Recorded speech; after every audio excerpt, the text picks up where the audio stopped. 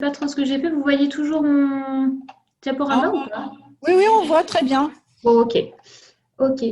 Donc, du coup, Anaïs Noir, je suis chargée de mission agriculture alimentation au sein de la communauté de communes du Val-de-Drôme en Bio-Vallée.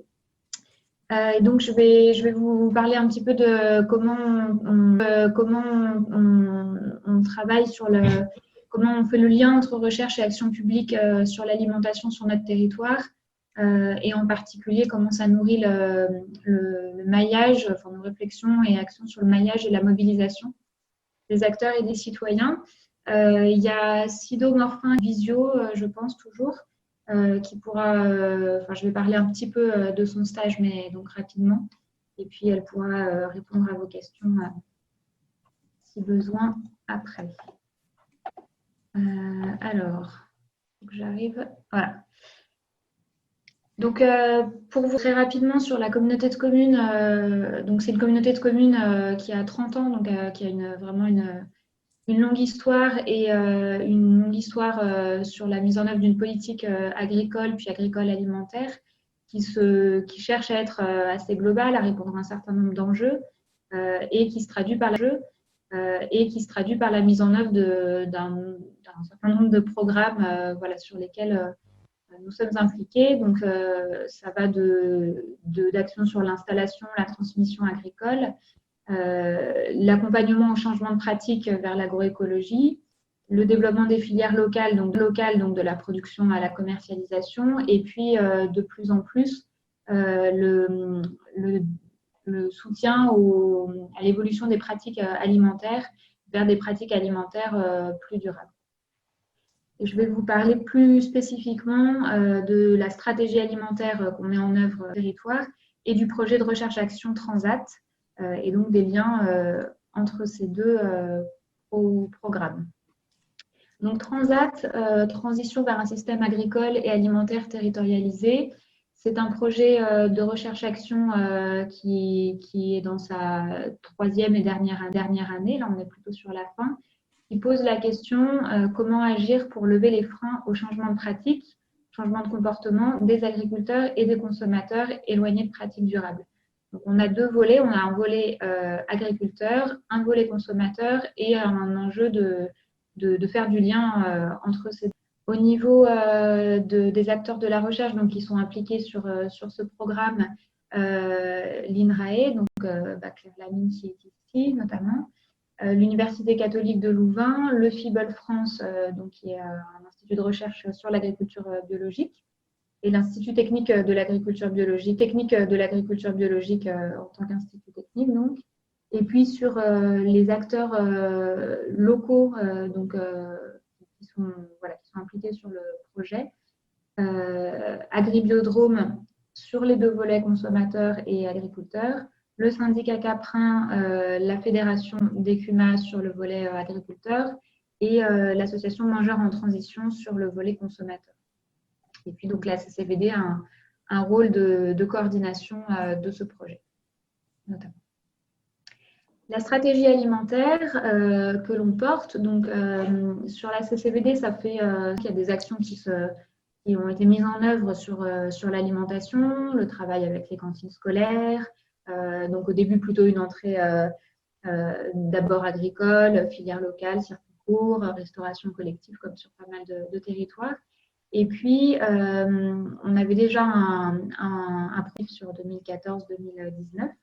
Et en 2019, l'objectif de l'année, c'était de faire un peu un pas de côté et de repenser et reconstruire la stratégie alimentaire sur la période suivante. Donc là, on est sur 2020-2023. Pour ce faire, on a animé une démarche. Une démarche participative pendant un an. Notre enjeu, c'était vraiment de mobiliser un nombre important d'acteurs et notamment les acteurs avec lesquels on travaillait encore assez peu, puisqu'on travaillait déjà pas mal avec les acteurs agricoles, mais finalement très peu avec les acteurs de la solidarité, de la culture, de l'éducation pour certains. Enfin voilà, donc il y avait tout un tas vraiment une ouverture à faire. Donc il y a eu cette année de construction participative de cette stratégie. On a aussi cherché à aller à la rencontre d'habitants du territoire la participation à certains événements locaux organisés par des associations, des communes, pour essayer d'aller recueillir les besoins et la parole d'habitants. Et donc, on a cette stratégie 2020-2023 qui se met en œuvre maintenant avec les objectifs. Bon, c'est vraiment là les grands objectifs: garantir une alimentation de qualité pour toutes et tous, relocaliser autant que possible la chaîne alimentaire et impliquer largement les partenaires et les citoyens dans la mise en œuvre de la stratégie.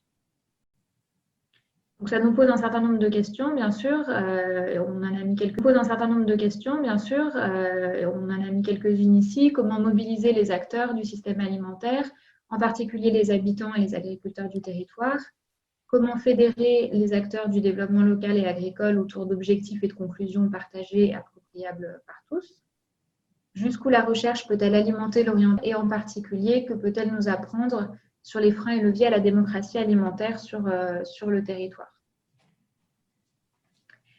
Alors, un des axes importants de notre stratégie, on en a fait un axe en tant que tel, c'est la mise en œuvre d'un modèle de gouvernance qui permettrait, l'objectif, c'est de faciliter la mise en lien des acteurs de l'alimentation, l'interconnaissance, la synergie entre les projets qui se mettent en œuvre sur le territoire, l'essaimage des initiatives et la participation notamment des habitants. Donc, on est vraiment voilà, en train de commencer à mettre en œuvre un petit peu ce modèle de gouvernance. On est dans une phase de réflexion, d'expérimentation. Aujourd'hui, c'est un petit peu simplifié, mais la manière dont ça se traduit, c'est on a constitué des comités qui sont par thème ou par public. Par exemple, on en a un sur les actions enfance-jeunesse qui regroupe un certain nombre à la fois de partenaires techniques, partenaires de la mise en œuvre d'actions dans le cadre de la stratégie, mais aussi ce qu'on essaye de faire, c'est de faire participer à ce comité de pilotage les cibles des actions. Par exemple, sur enfance-jeunesse, d'essayer d'avoir quelques cuisiniers, enseignants avec lesquels on va mettre en œuvre des actions. Quelques jeunes, si on peut, on a des volontaires en service civique qui sont impliqués sur l'alimentation. Enfin voilà, ce qui est pas évident. On a aussi évidemment au moins un élu, potentiellement plusieurs élus référents dans ces COPIL. Et l'idée, c'est que ces différents comités de pilotage donc, soient le lieu d'échanges sur les projets dans le cadre de la stratégie, de positionnement sur les propositions de projets, des propositions techniques et financières, et puis de positionnement sur des priorités en termes d'objectifs et de projets. Et on a une commission agricole et alimentaire qui, elle, regroupe pas forcément tous ces acteurs-là, enfin tous peuvent être potentiellement invités, mais qui du coup va avoir le rôle comment dire, cette commission va avoir une vision sur l'ensemble des programmes, donc la stratégie alimentaire qui est discutée dans les différents COPIL, mais aussi des autres programmes qui sont mis en œuvre au niveau de notre service agriculture et alimentation. Donc, il y en a un certain nombre. L'idée étant d'avoir cette vision globale, de garantir la cohérence entre les programmes, entre les objectifs, de là aussi se positionner sur des orientations et puis d'émettre des avis qui sont transmis via notre vice-président, via les élus au conseil communautaire, puisqu'au final, étant une collectivité, on a un conseil ou un bureau qui prend des décisions sur l'avis de la commission. L'autre chose que j'ai mis en pointillé, parce qu'on est pour l'instant, on n'a pas encore commencé là-dessus et c'est vraiment une question de comment s'y prendre, c'est 3 minutes, 2 minutes. Ok. Bon, j'arriverai pas en 2 minutes, mais c'est la manière dont on peut mettre en place la participation citoyenne, puisque c'est un objectif pour nous et on n'a pas encore développé d'outils. S'il y a 2 minutes, je vais peut-être sauter celle-là. C'était un exemple d'un projet. En fait, on On a aussi un maillage des acteurs qui se fait via les projets eux-mêmes. Donc là, par exemple, le projet Ça bouge dans ma cantine, on a un volet où on travaille avec la cantine, un volet où on travaille avec l'école, avec un certain nombre d'acteurs. Et donc, on a un enjeu de mise en lien entre les acteurs et les actions mises en œuvre des deux côtés. Sur la mobilisation, donc dans le cadre de la stratégie alimentaire, je le disais, on a mis beaucoup d'énergie sur la mobilisation des acteurs en 2019. Et aujourd'hui, voilà, on a plein de pistes, d'idées sur comment on continue à mobiliser les acteurs, donc via les comités de pilotage, mais aussi comment on mobilise les habitants, les cibles de nos actions. Donc des réflexions sur des outils de participation citoyenne, sur l'implication des habitants dans le suivi et l'évaluation de notre stratégie. Ça, c'est un chantier qui va démarrer. Et puis l'objectif aussi, c'est que vraiment, là, il y a plein de pistes de projets qui émergent et que ces projets soient construits avec les communes, les habitants, les cibles de ces projets.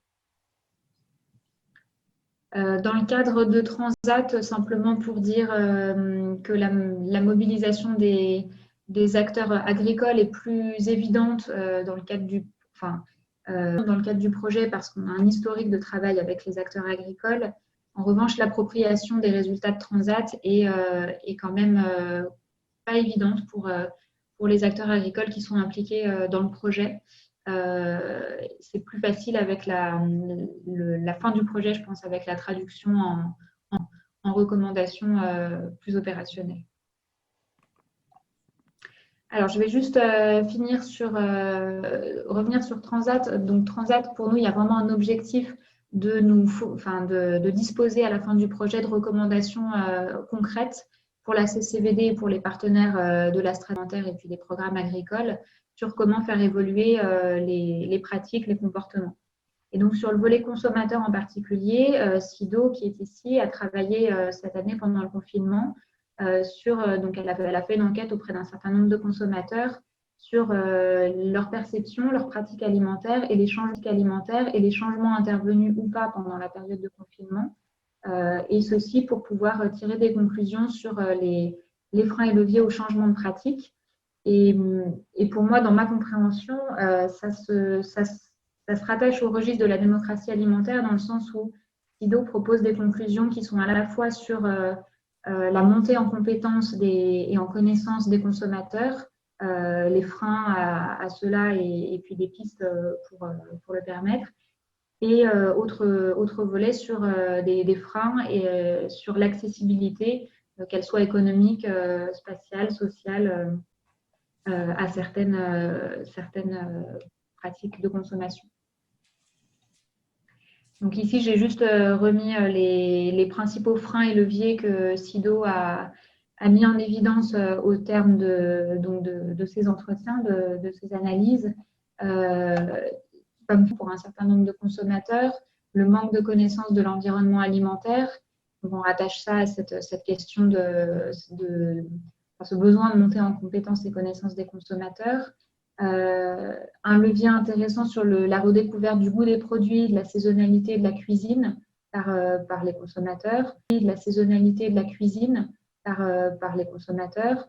Un autre levier qu'elle a mis en évidence sur le lien de proximité consommateur-producteur, mais proximité qui peut être à la fois géographique, visuelle, même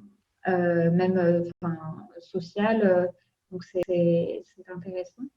Et puis comme frein, donc l'accessibilité spatiale et financière clairement, et le temps dédié aux tâches domestiques aussi qui ressortait beaucoup.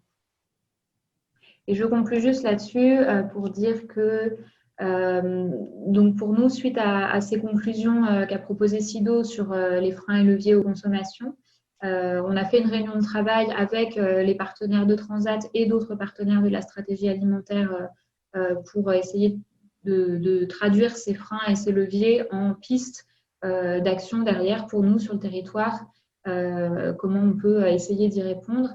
Et ça nous a quand même permis de réfléchir et de proposer un petit peu de nouvelles pistes de travail, notamment pour soutenir la montée en compétences collective ou individuelle des individus à devenir acteurs de leur alimentation. Et puis, donc ça, c'est vraiment ce que nous apporte Transat et le stage de SIDO, je pense, en lien avec cette notion de démocratie alimentaire. Et l'autre objectif qu'on garde et sur lequel on va continuer d'avancer, donc c'est l'expérimentation de ce modèle de gouvernance dont je parlais, et en particulier la participation citoyenne, avec l'objectif de permettre aux habitants de participer aux réflexions et pourquoi pas au processus décisionnaire. Et là-dessus, c'est vraiment un chantier sur lequel on se lance et qui n'est pas évident. Voilà, j'arrête là. J'espère que je n'ai pas trop dépassé. Et puis, on peut vous laisser poser vos questions. Il y a Sido aussi sur son stage en particulier qui pourra sans doute vous répondre. Pardon, Anne, juste question technique. Est-ce que vous pouvez me rebasculer comme animatrice? Alors oui, je vais essayer. Que je puisse reprendre la main si jamais. Ouais. Alors, comment je fais ça?